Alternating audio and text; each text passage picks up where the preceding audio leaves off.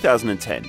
It was all ash clouds, bailouts, and WikiLeaks. It was about time Africa had a World Cup, so FIFA gave her one, but only on the condition that everyone in every stadium tries to emulate the sound of 1,000 sexually aggressive wasps during every single game. The world spent the next month with the sound turned down, so they missed the earthquake when the unfancied hosts took the lead in the opener against Mexico, and missed the yawns that accompanied the glut of nil-nils that made up the rest of the first round. Player after player lined up to criticise the ball, saying that Jabalani was impossible to pass more than 5 yards, or 1 yard if you're Matthew Upson.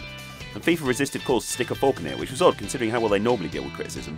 Snyder and the Dutch got maximum points, France crashed out but had cheated to get there, so c'est la vie. And Spain went through despite losing to Switzerland, which was a shock because the Swiss later turned out to be shit. Portugal made it through the group of death, so called because that's the punishment for being caught offside in North Korea. Oh, and England fans had to watch the footballing equivalent of a communist parade as they ground out a draw against Algeria, after which Rooney criticised the England supporters, which is a bit rich because they'd managed as many shots on target as he had.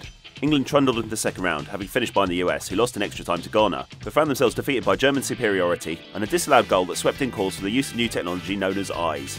Mexico also got conned by the Argentinians, the Spanish beat the Portuguese, and Suarez grabbed a winner for the Uruguayans, a trick he later repeated in the quarter-finals literally, denying Ghana a last-minute winner and gifting them a penalty, which it turned out they're not very good at. The Spanish scraped through, Wesley Sneijder caught the Brazilians napping, and Germany thumped Maradona's Argentina with 2 from Miroslav Klose, who's now been the leading scorer in every World Cup since the Franco-Prussian War. In the semis, Spain kept it tight against the free-scoring Germans, and Uruguay and Holland realised that if you just toe-punted it and crossed your fingers, it'd probably go in. In the final, Howard Webb had his hands full, picking up severed Spanish limbs that had been kicked off by the Dutch. He dished out 14 yellows in a game that I think someone scored in, I don't know, and the Spanish won, although humanity was the real loser. At the end of the day, there's definitely lessons to be learned here. Referee properly, make sure the host nation derives real social benefits from staging the World Cup, and try not to make the bullshit. Oh, well, maybe next time.